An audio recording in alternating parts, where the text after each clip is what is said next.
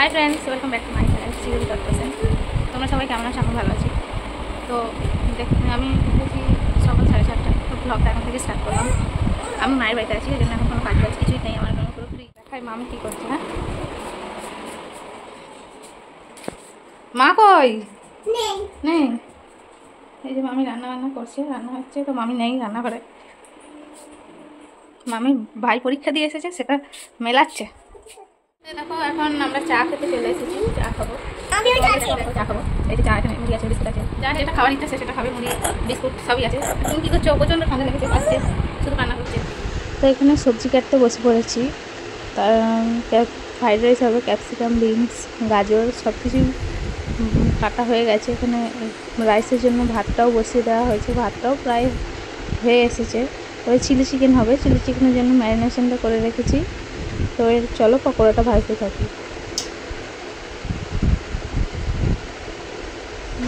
পকোড়াটা এখানে ভাজা হচ্ছে, ভাজছি। তারপরে তেলের মধ্যে একটুখানি শুকনো লঙ্কা একটা, তারপরে তোমার রসুন কুচি, তারপর পেঁয়াজটা কিউব করে কাটে রেখেছিলাম। পেঁয়াজটা ক্যাপসিকামটা একটু ভেজে নিলাম ভালো করে, একটু নরম করে। তারপরে দিয়ে দিলাম এই যে কর্নফ্লাওয়ার গোলা জলটা, কর্নফ্লাওয়ার, তারপরে একটু জিরে গুঁড়ো, soya sauce, chilli sauce, tomato sauce, একটু কাশ্মীরি লঙ্কার গুঁড়ো দিয়েছিলাম। সেটা অপশনাল, তোমরা দিতেও পারো নাও দিতে পারো, আমার ইচ্ছা তাই আমি দিয়েছি, আমার ভালো লাগে।